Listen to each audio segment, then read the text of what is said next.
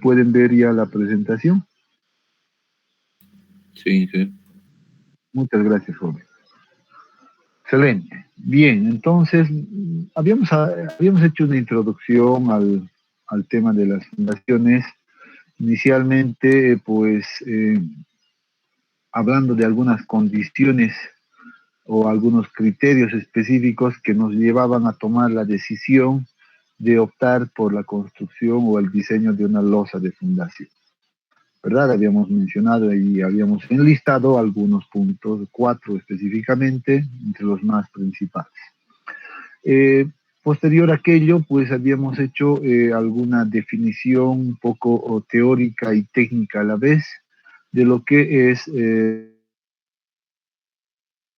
por un lado, basándonos en nuestro texto base y complementando de alguna manera con otro punto de vista también que se puede encontrar en la literatura, ¿no? Entonces, con esto habíamos hecho la definición de las.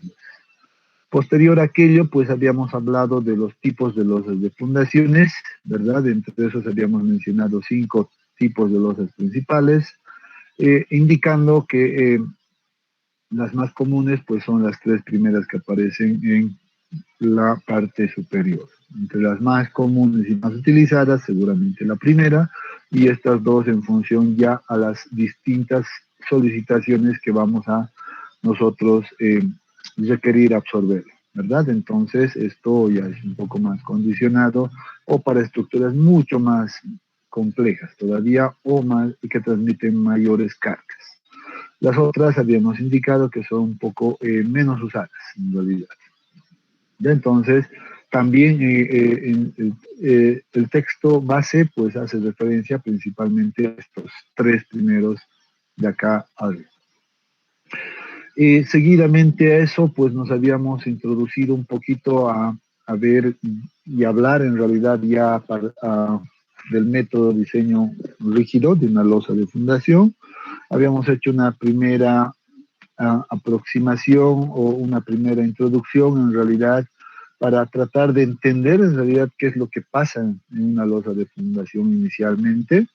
En ese sentido, habíamos indicado que las cargas de la estructura van a ser transmitidas a través de las columnas y las columnas, pues todas las columnas en realidad quedan apoyadas de fundación, que pueden ser simétricas, no simétricas, etcétera. Eso ya va a depender de cada caso. Por otro lado, habíamos dicho para trabajar de mejor manera, pues un poco más simplificada, vamos a hacer simplemente una representación de esas columnas por estos esquemas que la hemos colocado sobre la losa de fundación. Ya, entonces, entendiendo que las cargas van a ser transmitidas a través de estos. Y decíamos en este momento nosotros, pues, que las cargas que van a transmitir las distintas, es muy poco probable que sean iguales o uniformes, muy poco probable.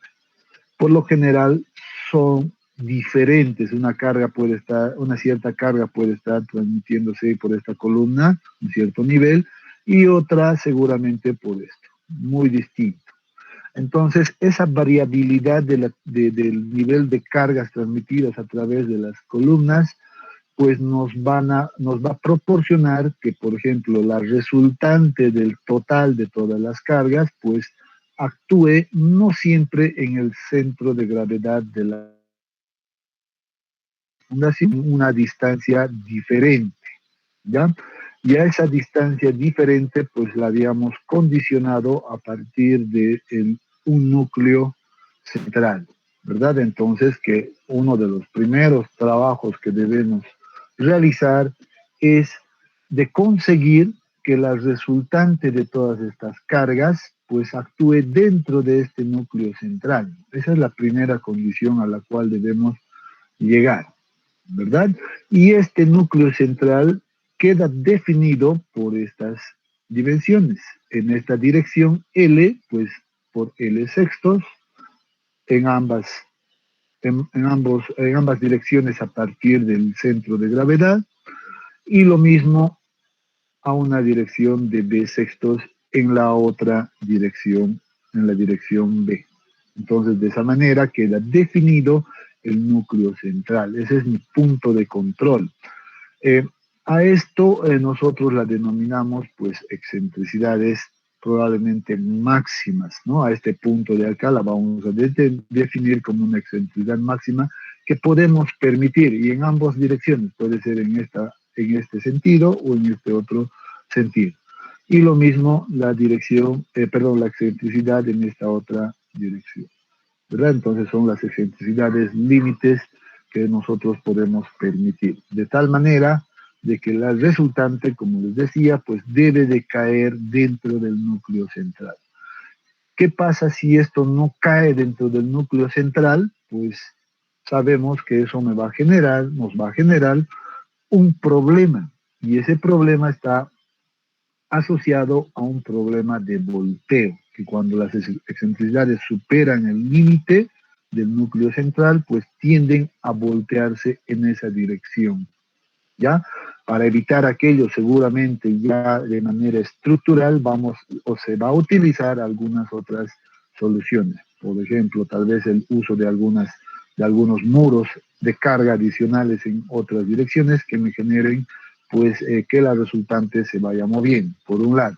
Eso en el caso de que tuviera una fundación bien definida por LIB y no pueda tener la oportunidad de poder jugar con las dimensiones. O en el otro caso, si no quiero incorporar algunos elementos estructurales adicionales, pues entonces puedo jugar con las dimensiones de la fundación de tal manera de conseguir que la resultante entre en el núcleo central. Bien, entonces creo que hasta acá habíamos visto la anterior clase, ¿verdad? El día miércoles habíamos llegado hasta ese punto y ahora habíamos dicho, pues muy bien, a partir de esto empecemos a ver cuál es en realidad el procedimiento para realizar el diseño estructural de estas losas de fundación siguiendo el método tradicional rígido. Ya, entonces, ahora, el día de hoy, vamos a ver este procedimiento, cuáles son las verificaciones que debemos controlar y cuáles son las ecuaciones que debemos también apuntar, ¿verdad? Entonces, empecemos, a no ser que tengan previo antes alguna consulta. ¿Mm? ¿Tuvieran alguna consulta antes de iniciar? Ingeniero, buenos días. Tengo una consulta. En caso de que no sean nuestras medidas exactamente rectangulares como muestra la figura, ¿cómo sería nuestro núcleo? Porque no siempre son cuadradas o rectangulares. Claro, el núcleo central siempre va a quedar definida por esta, ¿no? Supongamos, no sé, se me ocurre ponerle, por ejemplo, una base de 8 metros, por ejemplo, en esta dirección, y pongamos una longitud, en este caso, no sé, de 15 metros. Supongamos, estamos dándonos tal vez unas medidas solo para ilustrar la idea. El núcleo central siempre va a quedar definido con estas ecuaciones que aquí o estas relaciones que hemos apuntado. Por ejemplo, entonces, si L es 15, entonces 15 metros o 15 dividido entre 6, ¿cómo quedaría aquello? 15 dividido entre 6, pues eso es igual a 2.5, o sea que me está dando la opción de que yo tenga una excentricidad máxima de 2.5 metros máximo. Vean que es grande, ¿verdad? Ya es 2.5 metros en esta dirección y otros 2.5 metros por acá, generando ya una distancia de 5 metros en total. Si a este otro lado, pues yo tengo 8 metros en esta otra dirección, pues nuevamente debo hacer 8 dividido entre 6 y eso me da una relación de 4 tercios que sería aproximadamente, seguro, en esta otra dirección, algo de 1.3 aproximado, ¿verdad? 4/3, 1.33 en esta dirección, a este lado, y otros 1.33 a este otro lado, haciendo un total de 2.6 aproximadamente. Entonces, el núcleo central siempre va a estar relacionado y definido en función a las dimensiones de la losa. ¿Ya? Entonces, no interesa si sea simétrico o no sea simétrico, obviamente la forma del núcleo central va a ir variando. Cada vez se va a volver seguro un poco más a un rombo y no hacia un cuadrado, como si, en el caso de una fundación simétrica. ¿Ya? Entonces, estos van a ser nuestros límites máximos. Lo que nosotros vamos a controlar es que estas excentricidades sean menores a estos límites, ¿ya? Entonces sean menores a la relación LB o B sextos, perdón, L sextos o B sextos, en ambas direcciones, simplemente. O sea, vamos a trabajar de la misma manera, no interesa si es simétrico o no es simétrico. Ya no sé si te aclaro con aquello la consulta. Sí, está bien, gracias. Excelente. Bien, entonces ahora pues pasemos a ver este procedimiento como habíamos indicado inicialmente. Entonces, dice, lo primero que debemos verificar es el dimensionamiento en planta, lo cual está relacionado con verificar justamente estas dimensiones. Ya, el dimensionamiento en planta pues va a estar dirigido a definir la base de la fundación o la longitud de la fundación. Entonces verificamos primeramente este detalle. Entonces, para verificar esas dimensiones, pues primeramente se recomienda pues determinar, por ejemplo, la ubicación de la resultante, o sea, dónde se ubica. ¿Ya? Entonces, si se ubica dentro de mi núcleo central o se ubica fuera del núcleo central, por ejemplo, ¿verdad? Entonces, eso es el primer paso que debemos realizar. Voy a borrar un poco esto para que no quede tan rayado por ahí. Entonces, primera tarea, ubicar si se ubica dentro o está fuera del núcleo central, por ejemplo. Podría estar acá. Entonces, primera cosa que hacemos. Para verificar eso, si está fuera o está dentro del núcleo central, entonces debemos determinar la magnitud de esta resultante inicialmente, ¿verdad? Sabemos que aquí hay un cierto nivel de cargas, aquí hay otro, etcétera, etcétera. Entonces debemos determinar la magnitud total de esta resultante. ¿Cómo la determinamos esa magnitud? Pues simplemente como la sumatoria del total de cargas transmitidas a la losa. Por tanto, va a ser R, esta resultante va a ser igual a la sumatoria de todas estas cargas transmitidas por las columnas. Pero en una condición de servicio. Cuando hablamos de una condición de servicio, pues debemos aclarar que estamos considerando solamente la carga muerta y la carga viva. A esta condición se la denomina condición de servicio. Ya no es una condición última de diseño, es una condición de servicio.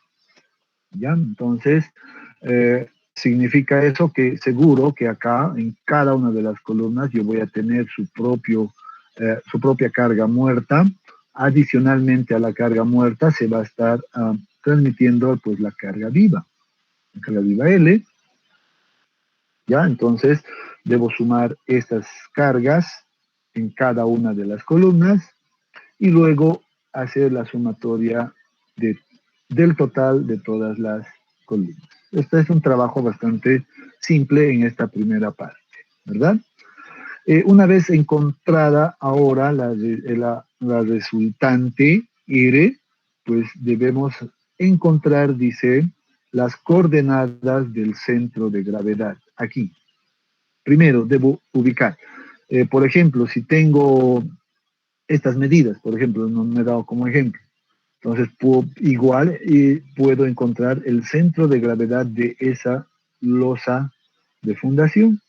¿Cómo voy a encontrar? Pues seguramente voy a encontrar como la relación entre L sobre L medios inicialmente, ¿verdad? Puedo trabajar como L medios para la coordenada X o en la dirección X de acá. Entonces, este es L, la mitad de L me va a dar justamente el centro de gravedad, y si quiero determinar en la dirección Y, pues voy a dividir de medios según este esquema para encontrar las coordenadas del centro de gravedad. Si yo adopto estos valores, de medios, ¿cuánto me va a dar? Pues me va a dar un valor igual a 4. L medios, ¿cuánto me va a dar? Me va a dar igual a 7.5. ¿No? Simplemente para tener una idea de lo que estamos diciendo. Entonces, esas serían las coordenadas del centro de gravedad de la losa de fundación. Primera cosa. A partir de esta referencia, pues ahora vamos a determinar dónde se ubica o la ubicación de la resultante. Para encontrar esa ubicación de la resultante, pues necesitamos realizar un equilibrio de momentos, en este caso, relacionados primero con la resultante misma y el brazo donde esté actuando, ya, o la posición donde esté actuando esta resultante en la dirección X, que debe ser igualado, por ejemplo, a la sumatoria de momentos de todas las cargas transmitidas por las columnas, multiplicado por sus respectivos brazos, que estos sí son conocidos. ¿Verdad? Un dato que nosotros conocemos, por ejemplo, siempre van a ser estas dimensiones entre eje a eje entre las columnas, ¿verdad? Y lo mismo en la otra dirección. Entonces son datos que nosotros conocemos.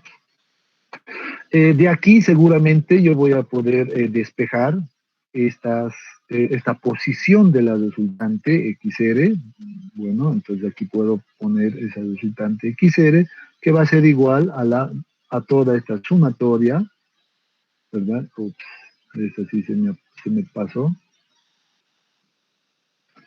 Va a ser igual,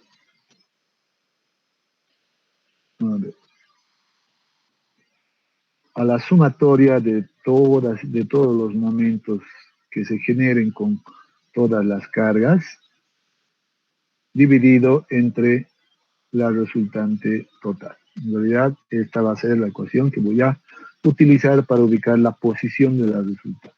Esto lo hago en la dirección X, ¿ya? Y lo hago también en la dirección Y, con la misma idea.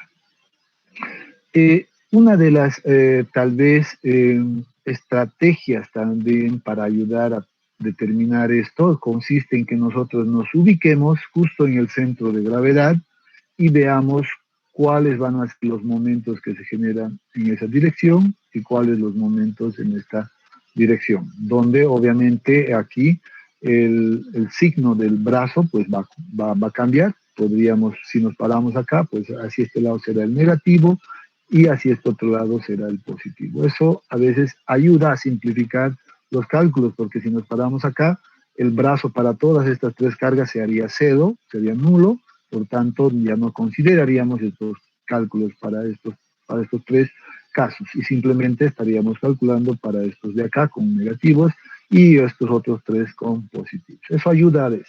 Ahora, pero si uno dice no estoy tan acostumbrado a aquello, pues uno puede pararse simplemente en la esquina y tomar todos los brazos hacia esa dirección y hacer la sumatoria. Es indistinto, ¿ya? Simplemente tal vez sugiero, digamos, trabajar de esta manera nada más. Una vez que hemos determinado estos valores de las coordenadas de la posición de la resultante, pues ahora podemos encontrar seguramente ya la excentricidad que se genera en ambas direcciones, si es que la hubiera. A veces hay, a veces no, dependiendo también de la disposición de las cargas, ¿no?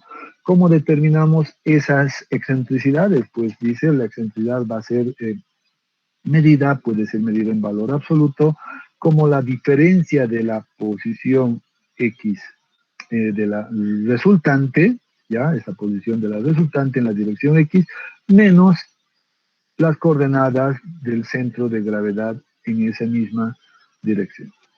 Lo mismo hago para la otra dirección Y, ¿verdad? Puedo hacer igual bajo la misma idea, y de esa manera encuentro los valores de la excentricidad definidas para ese nivel de cargas actuantes. Ahora bien, hasta este momento solo hemos hecho un par de cálculos. Ahora viene el momento donde debemos nosotros verificar si cumple o no cumple con la condición del núcleo central. Y ese es el siguiente paso. Verificamos que la resultante se encuentre dentro del núcleo central. ¿Cómo lo vamos a hacer? Pues este es nuestro límite. Entonces debemos comparar, o al menos debemos verificar simplemente que, por ejemplo, la excentricidad en la dirección X, la calculada anteriormente, pues sea menor o igual, inclusive menor o igual a L sextos. L sextos ya lo hemos visto.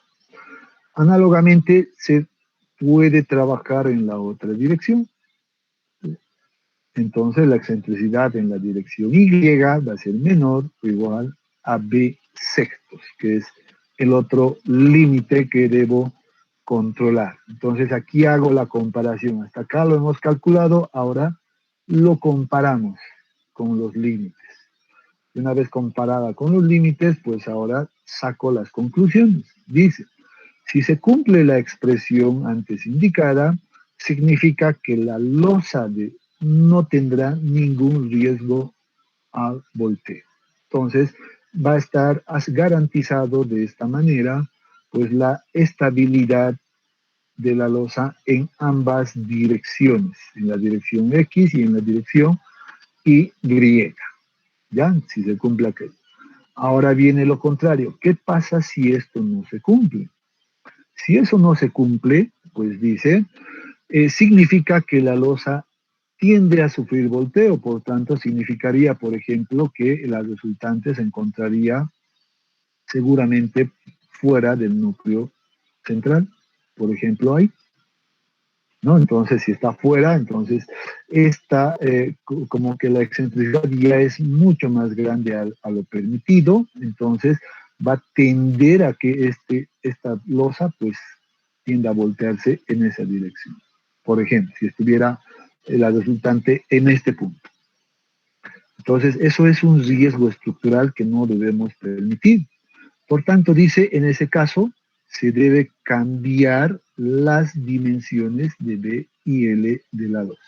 Entonces, aquí reajustamos y decimos, no, yo había trabajado con 15, por ejemplo, en este caso, y he visto que, bueno, se me genera una excentricidad tremenda, voy a tener que entonces modificar. Entonces, puedo hacer que crezca, si la excentricidad es en esta dirección, entonces debo hacer que crezca, por ejemplo, esta dimensión, y tal vez pase a un valor de 16 y vuelvo a verificar todo el proceso hasta que cumpla. Si no cumple con 16, vuelvo a realizar aquello hasta, por ejemplo, llegar a un valor de 18, y si ahí cumple, pues entonces estaríamos tranquilos. Después, simplemente datos hipotéticos, ¿no? Estoy ilustrando para que se entienda nada más la idea. Ahora, si tuviéramos excentricidades que están también involucrando a que B debe ser modificado, o sea que hay una excentricidad en la dirección Y en este caso, que también se sale del núcleo central, entonces también debería modificar esta otra dimensión, ya hasta que se cumpla y que consigamos al menos de que la resultante entre dentro del núcleo central. Lo ideal sería que logremos pues de que caiga exactamente en el centro de gravedad, pero eso a veces es muy complicado y también poco práctico de realizar. ¿Ya? Entonces, eso es lo primero que hacemos. Pero el problema radica a veces, y esto les hablo de tal vez de casos reales, de cuando nosotros tenemos límites para emplazar nuestras losas. Si tenemos límites de propiedades, por ejemplo, solo tenemos este espacio nada más, ¿ya? Ya, supongamos este caso crítico, que estamos limitados por los cuatro, en los cuatro lados. No podríamos aumentar L, sino L debe quedar definido por 15 y 8 inicialmente colocado. Entonces no tenemos, digamos, esa posibilidad de mover, por ejemplo, L y B por los límites de propiedad que aparecen a los lados. Un caso bastante, tal vez, hipotético, ¿verdad? Pero puede pasar, digamos. ¿Qué hacemos? Aquí obviamente solo indica de cambiar la longitud de la losa de fundación. ¿Qué hacemos en este caso? Pues resulta que aquí vamos a necesitar incorporar mayor carga, por ejemplo, a ciertos lugares. Supongan que, por ejemplo, acá tengo esta configuración de mi resultante que ha caído a este lado, ya que tiende a voltear o se está intentando voltear a ese lado. No puedo incrementar L por las restricciones que tengo. ¿Qué debemos hacer? Pues aquí vienen otras soluciones que debo incorporar. Debo hacer de que, por ejemplo, a este lado, obviamente del centro de gravedad hacia este otro lado, debo incorporar más carga, por así decirlo. Debo colocar más carga en este lado de cimentación, de tal manera que incrementando esa carga, pues esto se acerque más a ingresar dentro del núcleo central. Y una de las, tal vez, estrategias que se tiene es incorporar, por ejemplo, unos muros de corte en algunos lugares, ¿verdad? Entonces incorporamos muros de corte y estos muros de corte obviamente van a estar transmitiendo una carga adicional a este lado, de tal manera que cuando hagamos nuevamente la sumatoria de todo esto, pues ahora esto aparezca un poco más a este lado. Entonces, hay estrategias, hay métodos que podemos utilizar. Si tengo límites en todos lados y me sale aquí, no puedo decir lo dejo acá porque no sé qué hacer. Entonces, debemos equilibrar siempre esto de tal manera que lleguemos a que la resultante actúe dentro del núcleo central. ¿Ya? Obviamente esto ya es otro tema que se toca seguro en otra asignatura, pero es simplemente para conocimiento, pues la indicamos acá. ¿Ya? Entonces, bien, con esto pues estamos ya verificando parte del dimensionamiento en planta, pero todavía no acaba acá. Continuamos. Hay otro análisis que debe ser verificado. Hemos visto el tema del volteo, ya a través de las dimensiones, pero ahora debemos ver el tema del análisis de presiones. Cuando esta losa se apoya en el terreno, pues el terreno va a reaccionar obviamente de una manera. Voy a tomar esta base simplemente, ¿ya? Y lo que nosotros idealmente pensamos, idealizamos, es de que el suelo va a reaccionar de manera uniforme. Eso es lo que nosotros asumimos además en el diseño, ¿ya? Reacciona de esa manera. Se está equilibrando con la carga que está transmitiendo esta estructura. Muy bien. Asumimos que esta carga, la vamos a poner así, carga del terreno, la reacción del terreno, carga Q, pues trabaja de manera uniforme.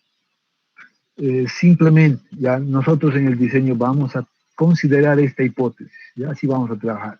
Pero para conocimiento general debemos entender nosotros, por ejemplo, que en realidad, creo que con la mano todavía un poco fría y no estoy pudiendo hacer algo. Por ejemplo, ¿qué va a pasar en la realidad? La distribución o la reacción de la carga del suelo no va a ser uniforme. Casi nunca es uniforme. Nosotros hipotéticamente asumimos esto, pero en la práctica real no ocurre aquello. Más bien depende del tipo de material. Por ejemplo, si esto fuera si esta fundación estuviera apoyado en una arena, ya si estuviera apoyada en una arena, pues la reacción sería de la siguiente manera. Voy a cambiar. En las esquinas, pues tendría una reacción pequeña en ambos, y cerca del centro, pues se daría unas reacciones máximas. Esa es la distribución de esfuerzos reales que ocurre debajo de la fundación. Si estuviéramos apoyando esta losa en un suelo arenoso. Muy bien. ¿Qué pasa ahora si nosotros estuviéramos trabajando en un suelo arcilloso, un suelo fino? Si estuviéramos trabajando en un suelo fino, pues la reacción seguro que va a ser de manera diferente. Esa reacción va a ser ahora, pues se va a invertir este detalle. En las esquinas se van a producir reacciones mucho mayores que en relación al centro de la losa, por ejemplo acá, de tal manera que esto me va a generar una distribución de presiones, algo así. Eso es lo que pasa principalmente bajo la estructura. ¿Ya? Eso es lo que ocurre. Pero nosotros asumimos esto, nos facilitamos el trabajo, nos facilitamos la vida y adoptamos directamente ese tipo de reacciones. Sin embargo, justo por eso se hace este análisis, debido a las reacciones, cómo se van a dar en los distintos materiales, estas presiones pueden generar deformaciones diferenciales o asentamientos diferenciales, como mejor se conozca. ¿Verdad? Si es una arena, probablemente las mayores deformaciones se presenten en el centro de fundación y las menores en las esquinas. Y si es una arcilla, viceversa. O sea, va a tender a tener esa variabilidad en realidad de las deformaciones. Si nosotros no controlamos adecuadamente esas deformaciones, pues corremos el riesgo de que nuestras estructuras empiecen a fallar, generando grietas en toda la estructura, ¿verdad? Entonces es algo que se debe evitar, y justamente este paso, este procedimiento está relacionado con esa verificación de analizar las presiones. Entonces, muy bien, hecha esta aclaración, pues nuevamente vamos a volver a nuestro caso ideal, caso hipotético, y en base a eso vamos a hacer los análisis. Y vamos a ver cómo inclusive los métodos incorporan en realidad más adelante estos efectos, ya a partir de algunos factores Bien, entonces venimos por acá y decimos, para realizar el análisis de presiones se debe determinar la presión del suelo en diferentes puntos de la losa. Lo ideal sería conocer en la totalidad por debajo de la losa, ¿verdad? Pero en la práctica eso llega a ser muy complicado. Por ejemplo, ¿qué es lo más práctico? Pues agarrar esta dirección, ¿ya? Agarrar esta dirección y verificar las presiones, sobre todo en los puntos donde actúan la transmisión de cargas. También en la otra dirección debemos realizar la misma verificación y por lo general se asume también estos dos tramos. Bueno, aquí me salió un poco chueco, pero espero que sí entendamos aquello. Entonces yo debo hacer como un corte en esta dirección y ver esta variabilidad. ¿Están uniforme o no están uniforme? Debo hacer como un corte en esta otra dirección y lo mismo debo determinar las presiones que me va a generar o cómo va a reaccionar más bien el terreno. La ecuación ya en su forma simplificada pues aparece de la siguiente manera. Vean, dice la reacción de la carga Q del terreno va a ser igual o va a estar en función más bien, no voy a describir estas ecuaciones, sino que vamos a ver que está en función a la resultante R que hemos calculado previamente, las dimensiones de la fundación definidas Ahí está, B y L. También está en función, en este caso, a la excentricidad en la dirección Y y la dirección X, ¿verdad? Y aquí aparece, por ejemplo, unas dimensiones de, o unos valores de X e Y respectivamente. ¿Qué son estos valores? Pues básicamente son las posiciones donde queremos calcular este valor. Por ejemplo, si yo estoy parado acá y estoy tomando esta referencia, entonces digo, estoy calculando en la dirección X, ¿verdad? Estoy en la dirección X y ahora sí, por ejemplo, en este punto, ¿cuál es la reacción del suelo? Pues entonces esta distancia de acá va a ser igual a ese valor X. Esta verificación también se recomienda siempre realizarlo a partir del centro de gravedad. Es por eso que aquí nos aparecen, por ejemplo, el más menos, que si estoy parado acá, pues esta debería de tomar un valor negativo, ¿verdad? Si ahora yo estoy parado, por ejemplo, acá, pues entonces ese brazo debería tomar un valor positivo, y entonces esto sería positivo y no negativo, por ejemplo. Entonces a eso hace referencia. Si voy a la otra dirección, pues lo propio, ¿no? X negativo probablemente sea en esta dirección. Ah, perdón, no es positivo esto. Más bien, ese brazo correspondería a ser negativo y hacia el otro lado, pues, no, estoy mal, ¿no? Perdón, mil disculpas. Estoy confundiendo los ejes de referencia. Este debería de ser X porque está en la dirección X y Y en el otro lado. Entonces, esto es X negativo, este sí es ahora X positivo, Y es esta mi referencia, entonces aquí Y sería positivo y aquí sería Y negativo. Entonces, eso lo define básicamente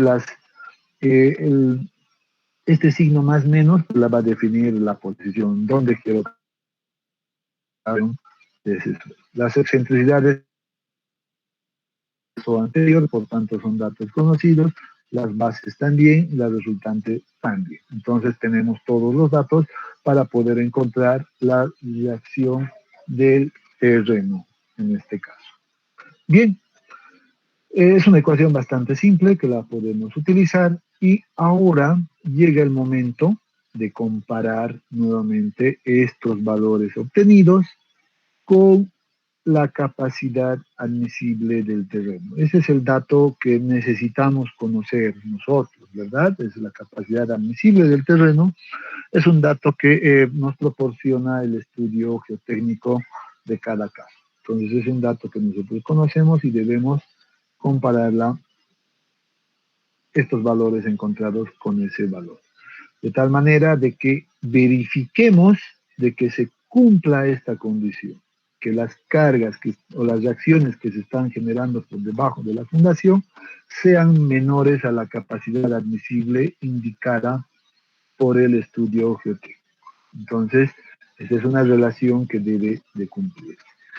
Si se cumple esto, dice, entonces, pues cumplimos con la condición de deformación, o sea, no vamos a tener hundimientos diferenciales como lo que he indicado al inicio. Vamos a estar dentro del rango de la seguridad. Vamos a garantizar de que estos no tengan mucha variabilidad, no sean muy variables y que se asemejen básicamente a este comportamiento. Entonces, garantizando aquello, pues no vamos a tener problemas de deformación. ¿Qué pasa si no cumplimos con aquello? Nuevamente, si no cumplimos con esa condición de hundimiento, entonces no cumple con la condición de deformación. Y se debe modificar, aquí nuevamente tenemos la opción de modificar las dimensiones B y la dimensión E. Entonces, hasta que se cumpla esta condición. Entonces, en ese momento vamos a poder nosotros decir, pues ahora sí no va a cumplir no va a tener riesgo ni a volteo ni a hundimiento.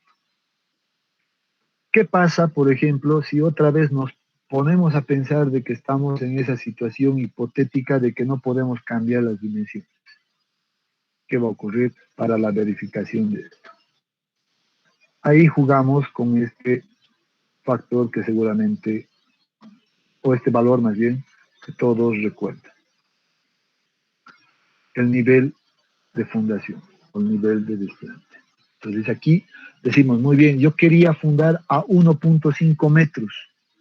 Lamentablemente no me ha cumplido esto, no cumple.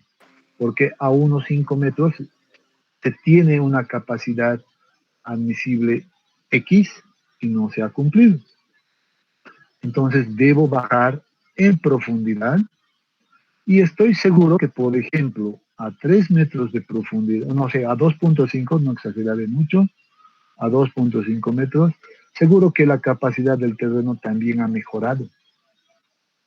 Entonces voy verificando aquello hasta definir un nivel de fundación adecuado que me garantice, en realidad, esta condición. Eso en el caso hipotético de que no tenga la opción de mover las dimensiones de la losa de fundación.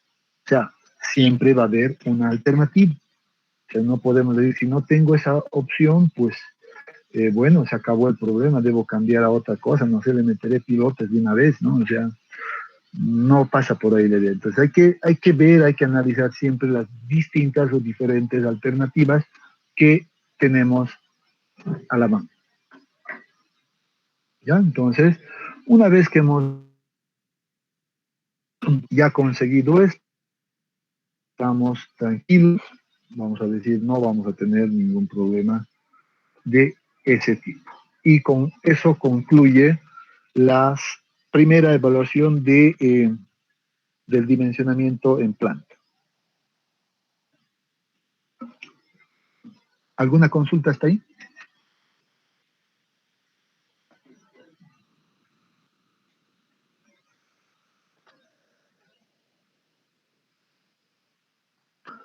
Bueno, hemos visto las ecuaciones son simples, ¿verdad? Espero que... Y son fáciles de manejar, en realidad. Ya en una aplicación práctica lo vamos a ver de manera mucho más clara y seguramente más entendible. Por otro lado, ahora, una vez verificado o realizado el dimensionamiento en planta, debemos ver un poquito de trabajar y de definir cuál va a ser la altura de la losa adecuada, la altura H.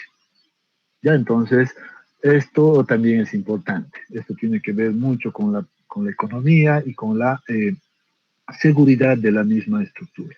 Entonces, no tiene sentido que nosotros adoptemos, por ejemplo, una altura de, no sé, 1 metro y me aseguro que va a cumplir a todo, ¿no?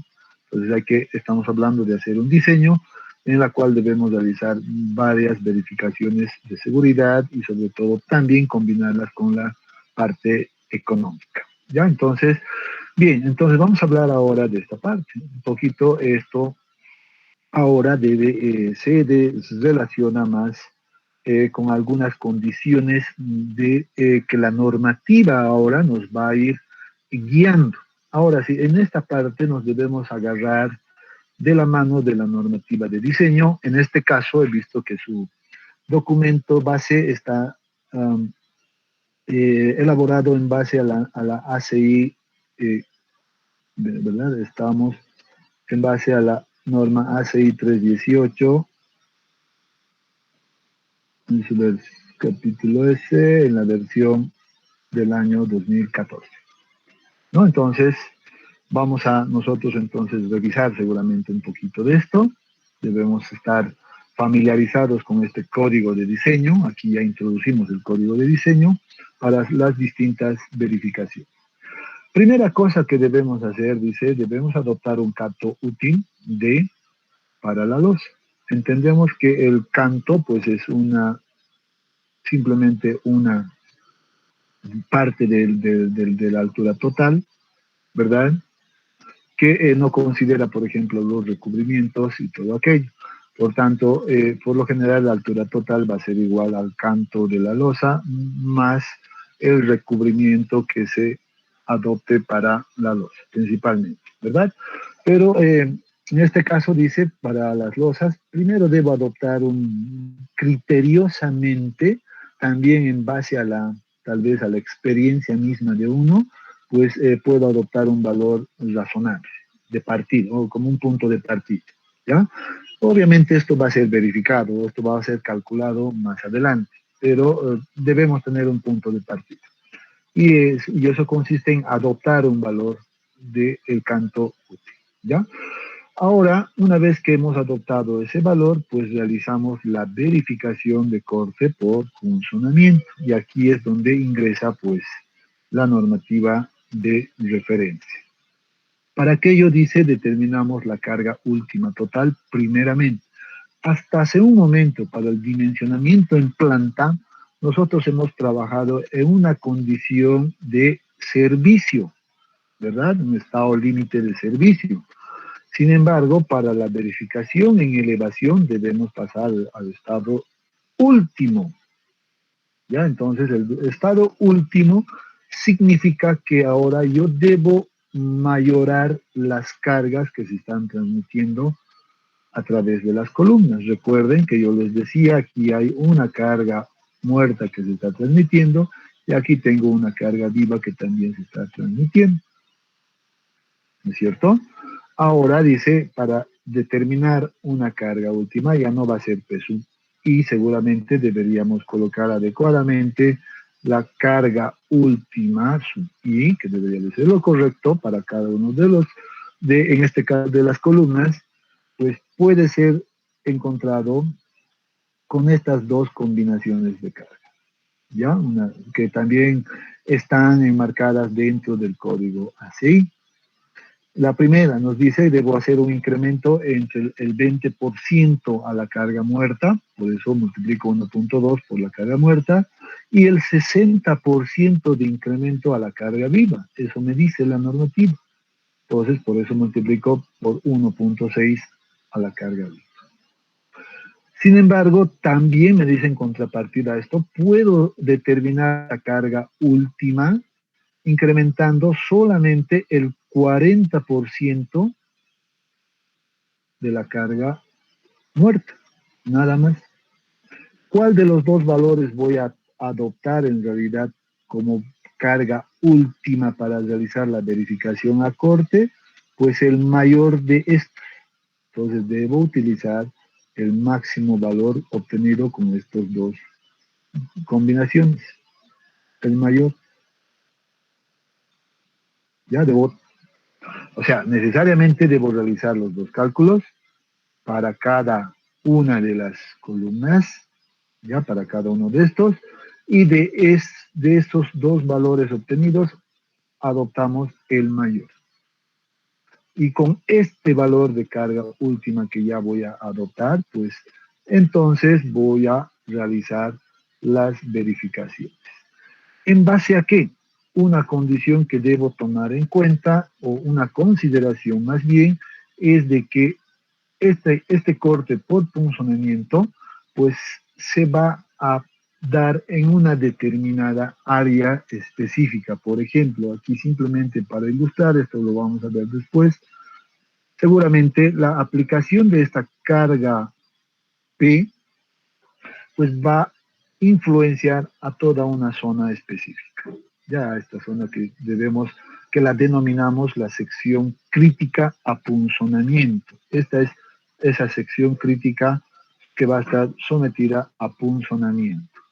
Entonces, dice, esta sección por lo general, dice, bueno, se va a encontrar a una distancia medida, por ejemplo, desde el borde de la columna hasta una distancia de medios.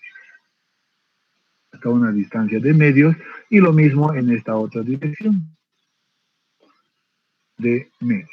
Por eso es importante definir al inicio este canto útil. Es algo que estamos suponiendo inicialmente, pero para tener ya al menos una idea en dónde va a actuar, en dónde actuaría, dónde influenciaría esa carga. Entonces este es un dato inicial. ¿Ya? Entonces, muy bien. Como conocemos este valor, pues entonces puede ser determinado fácilmente esa medida.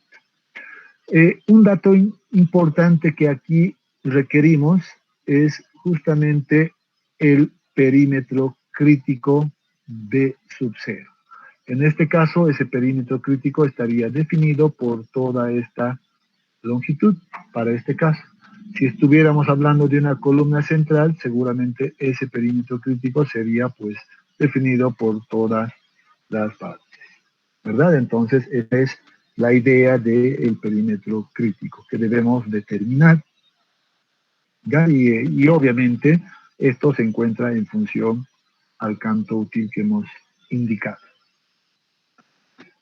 Simplemente a modo ilustrativo, pues esta imagen ha sido extraída de la adscripción, donde nos detalla muy gráficamente cómo calcular, por ejemplo, ese perímetro crítico para columnas laterales, columnas de esquina y columnas centrales, incluyendo algunos casos especiales. Ya entonces, esto nos da una idea general. Aquí está ese perímetro crítico, aquí se define el perímetro crítico de esa manera, aquí de esta otra manera. Ya entonces, aquí tenemos un poquito el detalle de aquello, ¿verdad? Aquí para un caso, por ejemplo, de columna de esquina, pues el perímetro crítico va a llegar a determinarse con esta ecuación, A más B más D, entendiendo que A corresponde a las dimensiones de la columna, A y B más bien, corresponden a las dimensiones de la columna. Y en base a eso definimos pues el perímetro crítico. De la misma manera, para las columnas laterales, vean, en función a las dimensiones de la columna, puede ser definido ese valor del perímetro crítico. Ya que se los voy a dejar para que ustedes pues lo vean con mucho más cuidado. En el caso de columnas centrales, lo propio, vean, este perímetro crítico ahora va a tomar, se va a encontrar alrededor de toda la columna. Entonces ahí tenemos ese valor.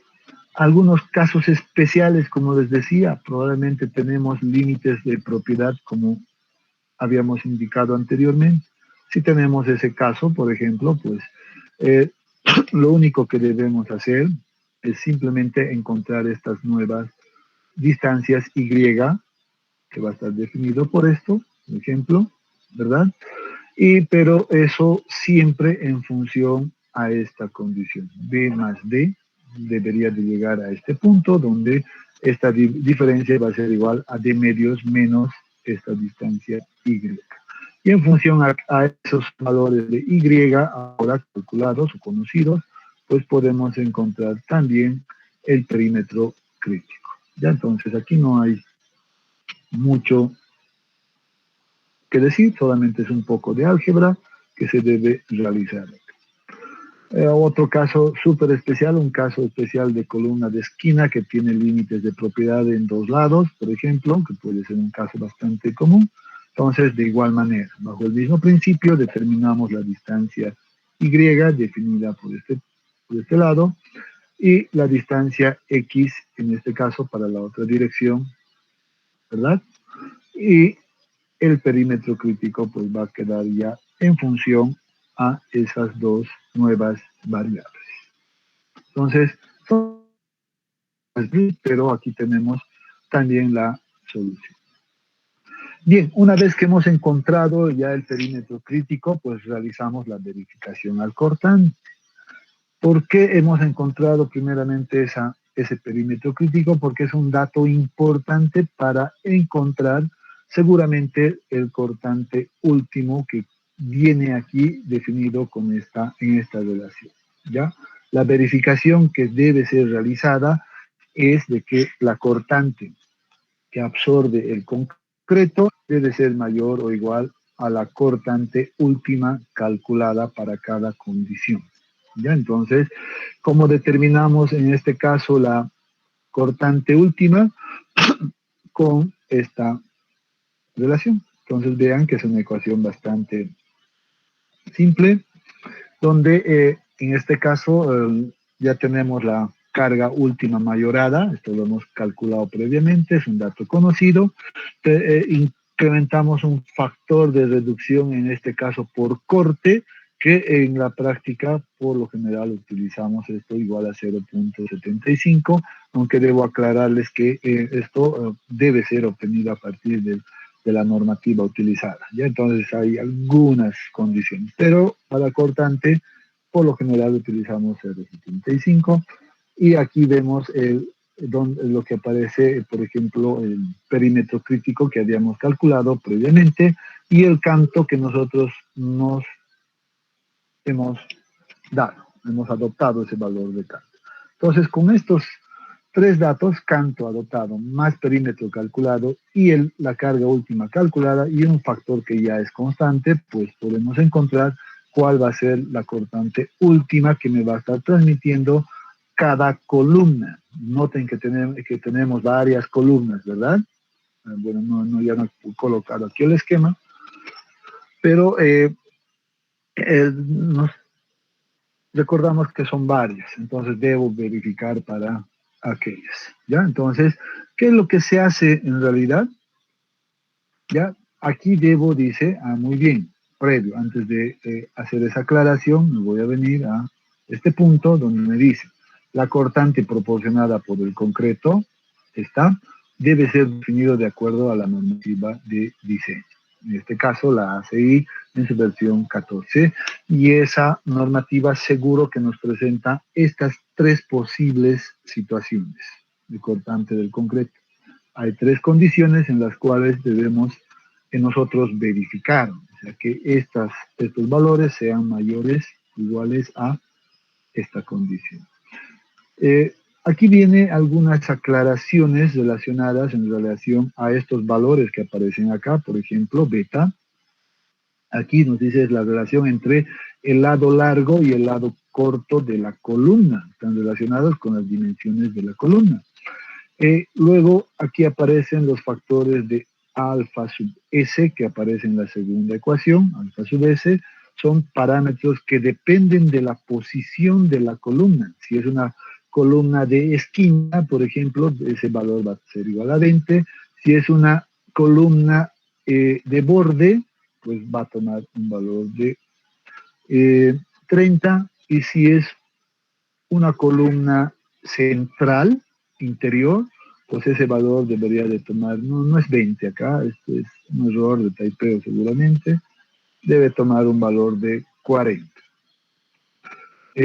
Y bien, creo que ya después todos conocemos la resistencia característica del hormigón, F' sub C, que aparece también en las tres ecuaciones. Acá tenemos el perímetro crítico, el canto útil de la zapata, etcétera, etcétera. Ya son datos conocidos. Sin embargo, siempre es bueno irnos a la normativa, ¿no? Entonces, ¿qué les parece si, por ejemplo, revisamos a la macana? He apretado un botón sin querer, ya, y que creo que ha hecho que deje de compartir, ¿verdad? Sí, que no se ve. Ahora Sí, ingeniero. Voy a volver a compartir, perdón. ¿Dónde estábamos? ¿Ahora sí? Sí, ahora sí. Muy bien, entonces, pero siempre es bueno verificar lo que dice la normativa, ¿ya? La normativa que nos dice, pues vamos a irnos directamente a algunos puntos donde ya he marcado. Primera cosa, de manera práctica. Dice, el miembro sin refuerzos para cortantes, se supone que el cortante lo resiste el alma del concreto. ¿Eso qué significa? Significa que básicamente nosotros tratamos de que el hormigón absorba todos los esfuerzos cortantes a la zapata, tratando de evitar el colocar, por ejemplo, el refuerzo de acero por cortante. Y entonces tratamos de que el hormigón absorba todo aquello. Eso lo dice la normativa misma. Otro punto que resaltamos acá, relacionado con la resistencia al cortante en dos direcciones, que es nuestro caso que estamos estudiando, dice el esfuerzo cortante mayorado en miembros en dos direcciones debido al cortante y la transferencia de momentos se lo calcula de acuerdo a los requisitos de la sección 844, ¿ya? O más bien en la sección 22.6, aquí nos está referenciando a alguna sección específica, ¿ya? Entonces, la sección 22.6, pues ahora sí podemos irnos a esa sección 22.6, que aquí nos indica y nos dice claramente, la resistencia nominal al cortante para miembros en la dirección sin refuerzo a corte, y aquí aclara sin refuerzos a corte, se debe calcular con esta verificación, ya donde aquí tenemos que la cortante, en este caso nominal, va a ser igual al cortante de concreto. Entonces, la ecuación que habíamos indicado anteriormente. Un punto adicional acá, y que queda remarcado aquí en este punto, es el siguiente. Nos dice, el cortante en dos direcciones debe ser resistido por la sección con una altura D, un canto útil, y un perímetro crítico supuesto de B sub 0, que se extiende completa o parcialmente alrededor de la columna, carga concentrada o área de sección, lo que hemos visto, columna de esquina, lateral y central, etcétera. Hemos visto cómo calculamos aquello. Entonces, aquí nos está diciendo que sí deberíamos haber hecho aquello. Para la verificación dice, vean, el cálculo de la cortante por el concreto, ¿verdad? Para el cortante en dos direcciones, pues debe ser realizado de acuerdo a estas tres condiciones, A, B y C, que básicamente son las que aparecen en nuestra ecuación, pero en otro sistema de unidades. Ya obviamente esta normativa acá nos está trabajando, por ejemplo, en unidades de megapascales para la resistencia a la compresión simple, y ya vamos a ver que las otras ecuaciones que hemos visto anteriormente están en otras unidades. Sin embargo, aquí aparece un poquito de estos factores lambda. Aquí aparecen unos lambdas que en el texto no nos muestra. Sin embargo, este factor lambda está relacionado con el tipo de hormigón. Ya generalmente hormigones de peso liviano, existen hormigones de peso liviano, hormigones de peso normal y hormigones seguramente mucho más pesados. Entonces, este factor lambda está relacionado con ese valor. Y vamos a aclarar ahora cómo llegamos al otro punto. Nota, dice beta, bueno, aquí hay alguna aclaración adicional. Beta es la relación del lado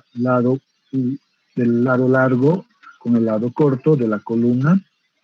Alfa, pues está de acuerdo con esta sección 22653, que es esta, donde nos dice, vean que sí es 40 para las columnas interiores, 30 para las de borde, 20 para las de la esquina. Entonces aquí tenemos pues esas condiciones. Entonces, muy bien, aquí tenemos creo que todo controlado, y finalmente observamos la relación de las unidades.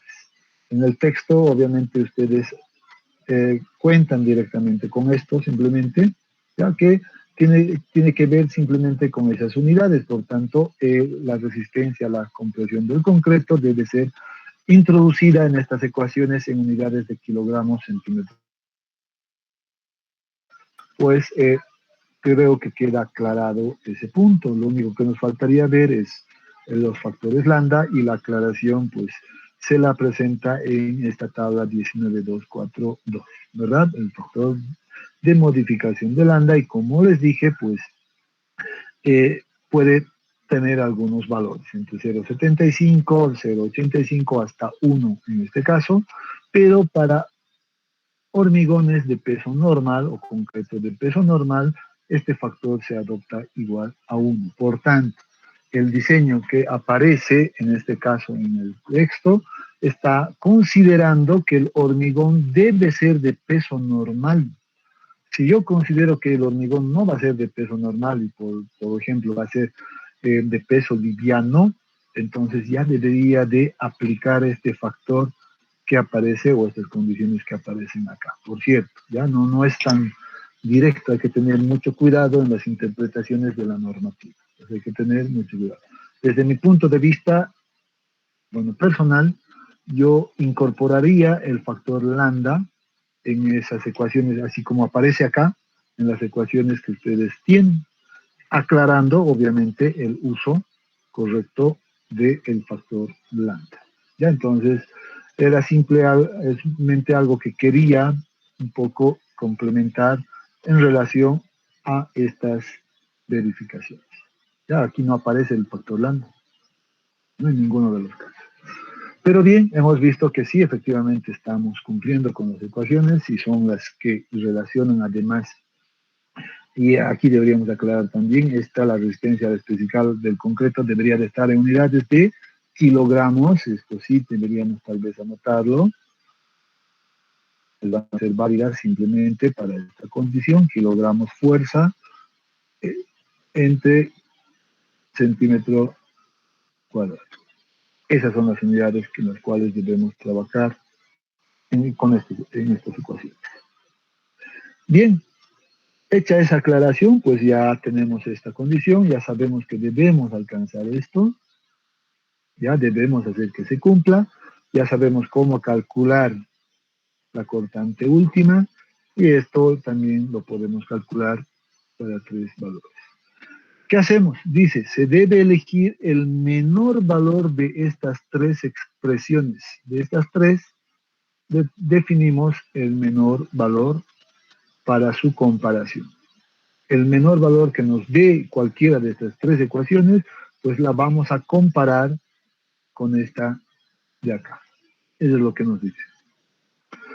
Las verificaciones deben ser realizadas en las columnas más críticas. Esto en aras de simplificar un poco la tarea.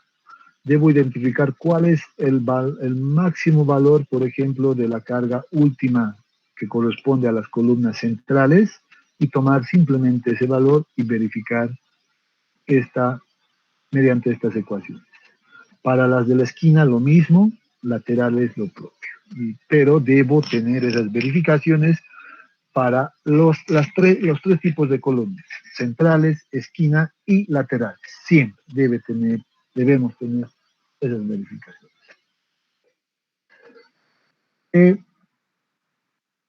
Seguidamente realizamos ya la verificación a la rigidez de la losa, sobre todo para estar seguros, ¿ya?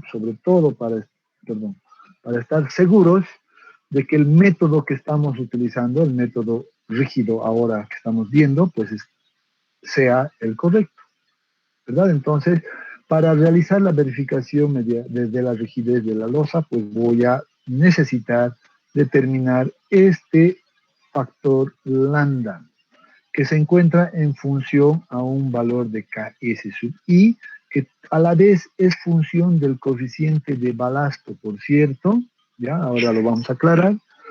El ancho de franja definido, aquí para la verificación de la rigidez debo definir anchos de franja de trabajo, y ya aquí el esquema nos los estaba mostrando, que generalmente son definidos justo por el centro, ya por el centro entre columna a columna, como estamos viendo acá.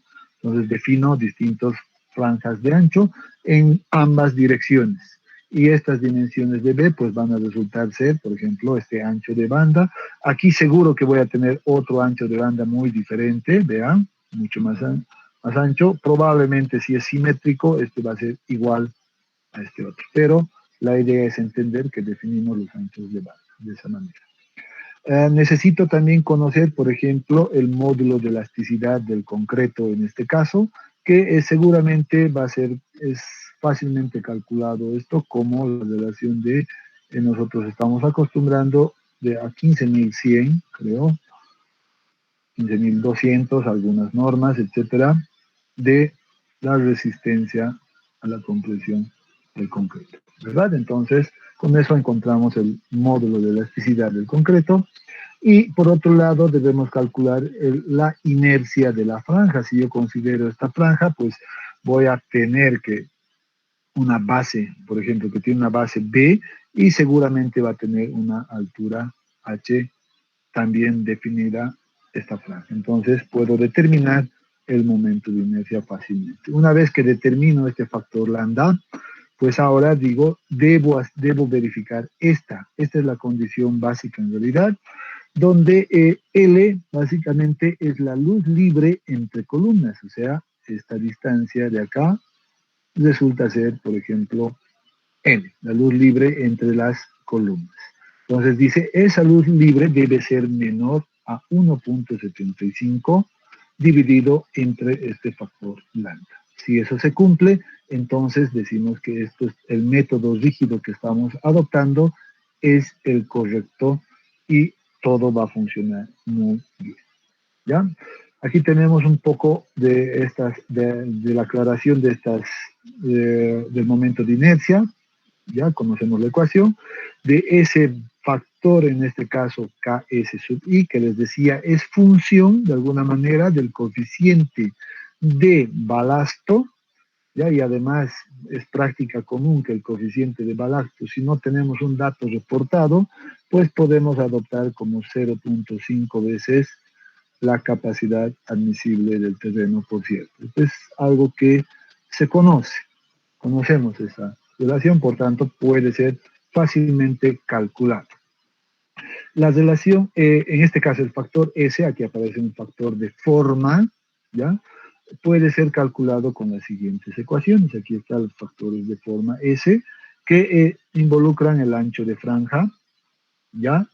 Principalmente. Y aquí otro factor N que también está relacionando a la forma. Noten acá que de alguna manera se introduce esa no uniformidad de distribución de presiones en el terreno. Nos dice, para suelos granulares, pues utilice esta ecuación para definir este valor. Para suelos cohesivos, pues utilice esta otra ecuación, donde N debería de ser igual a la longitud L de la franja dividido entre el ancho de franja B, y con eso un poco también cubrimos ese aspecto de no uniformidad. Ya entonces aquí tenemos todas las condiciones, ahora sí conocemos todas las ecuaciones y simplemente debemos realizar la verificación de la luz libre, voy a escribirle acá, que debe ser menor a 1.75 dividido entre ese factor lambda. Las verificaciones deben ser realizadas para todas las franjas de la LOS.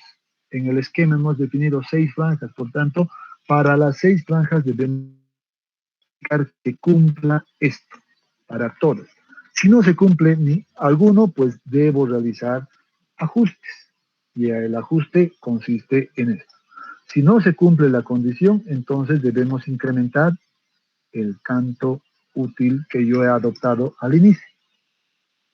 O si veo que es muy antieconómico, cambio, me voy por el diseño del método flexible, que es lo siguiente que deberíamos ver como contenido. Ahí tenemos ya las conclusiones. El análisis de esfuerzos, bueno, esto ya es un poco más de hormigón mismo, ¿ya? Entonces esto lo vamos a tal vez pasar bastante rápido. Ya el análisis mismo de esfuerzos, pues uno lo puede realizar ya para ver cuál va a ser el refuerzo de acero, por ejemplo, en distintos lugares, con la única consideración acá de que se toma una franja, ya se considera una franja de la losa, y se considera que esa franja se va a comportar como una viga, pero una viga, en este caso, sería una viga invertida, donde los momentos positivos, por ejemplo, van a venir a esta dirección, y los momentos negativos se van a venir a esta otra dirección. Entonces, ese es el único cambio, la única consideración que se tiene, y pues a partir de estas consideraciones nosotros podemos ya definir el refuerzo de acero necesario en función a esto. Ahora, ¿cómo determinamos los momentos máximos positivos y negativos, como estamos viendo? Pues para esto podemos utilizar seguramente algún programa de ayuda, que es lo más común en la actualidad.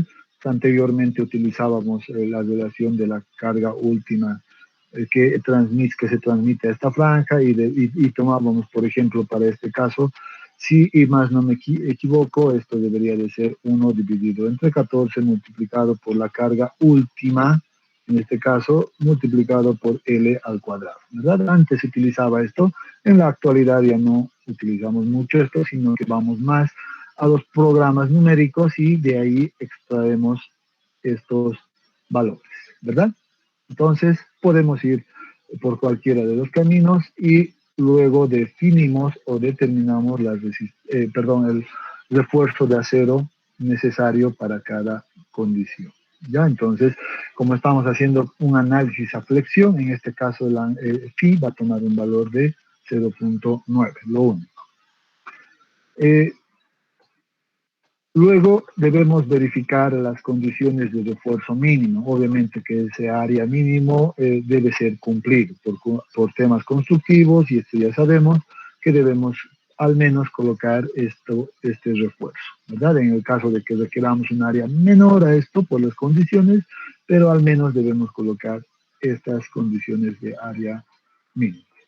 Lo mismo para las condiciones de corte. Vean, aquí dice el corte último, pues va a ser definido ahora con estos valores de canto ya definidos, ¿verdad? Y los anchos de franjas que ya habíamos encontrado anteriormente. Entonces, esto es un poco más de repaso de hormigón, ¿verdad? Aquí donde finalmente debemos verificar que la cortante última debe ser menor a la cortante absorbida por el concreto, ¿verdad? Entonces, esto ya es más para definir los refuerzos. Hasta aquí, pues estaríamos concluyendo con esta primera parte, en realidad, de este capítulo, ¿ya? Y ya luego, seguro, la siguiente semana vamos a continuar. La verdad, se nos ha ido la hora. Les quería mostrar un ejemplo de aplicación de esto en una planilla Excel. Lamentablemente, se nos ha pasado el tiempo. Pero lo que voy a hacer es, para que ustedes un poquito lo vean, en el Classroom, en la plataforma, lo voy a subir tanto el contenido de esto, de las presentaciones, como la planilla Excel de aplicación práctica, ¿ya? No está en una versión, obviamente, final esa planilla, lo he elaborado simplemente a título ilustrativo, y probablemente tal vez la siguiente clase dediquemos un par de minutos a analizar, digamos, esa planilla de manera rápida. ¿Ya? Entonces, bien, si tuvieran alguna consulta hasta acá, jóvenes. Buenos días, ingeniero. Una consulta. Adelante, por favor. Es lo siguiente, en la verificación que hacemos por la rigidez de la losa, al hallar el factor N, nos dice que es una relación entre L entre B. Esa L es la longitud entre los ejes de la columna, ¿verdad? Vamos acá. Esta de acá. Sí, exacto. Esa longitud es la que se encuentra entre los ejes de nuestras columnas, ¿verdad? ¿O es entre las caras de las columnas? No. A ver, entendamos bien dónde estamos haciendo la verificación. Estamos haciendo en una franja, ¿ya? En una franja. Por tanto, la franja deberíamos de verlo de esta manera. Aquí está. La voy a remarcar para aclarar esto. Tal vez sí se me pasó y no les, tal vez aclaré. Esta es una franja en esta dirección, ¿ya? Esta es una franja de análisis que estamos realizando. Vean que tenemos una franja en esta dirección, tres franjas en la dirección X. Tenemos 3 franjas en la dirección Y, 1, 2, 3 franjas de la misma manera, ¿verdad? Aquí, perdón, 1, 2, 3, podría también remarcarlo si quiero, esta otra franja. Son 6 franjas que he definido en esta losa. ¿Qué es B? Eso creo que está claro, es el ancho de esta franja, y L resultaría ser toda esta distancia. Esta resultaría ser L en ese caso. Si estoy trabajando en esta franja de acá, por ejemplo, pues B va a ser esto. Bueno, aquí ya lo tenía. Y L va a ser todo esto. Eso es L. ¿Ya? O sea, no estamos haciendo el análisis solamente aquí, entonces estamos haciendo para toda la... ¿Te quedó claro ahora sí? ¿Eso quedó claro? Sí, ingeniero, gracias. Excelente. Muy bien. Si hubiera alguna otra consulta.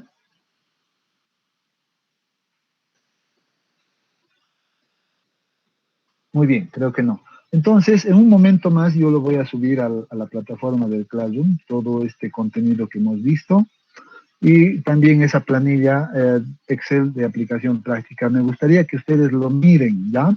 Lo miren, vayan viendo. Yo me he dado algunos valores simplemente ahí. Ustedes vayan viendo y traten de entender en función al contenido que hemos desarrollado.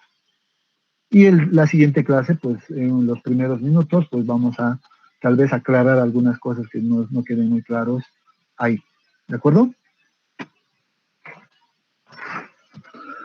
Muy bien, jóvenes, pues que tengan muy buenos días, buen resto del día y un excelente fin de semana. Ya conmigo nos vemos, bueno, con ustedes el día miércoles todavía, ¿verdad? Hasta el día miércoles entonces.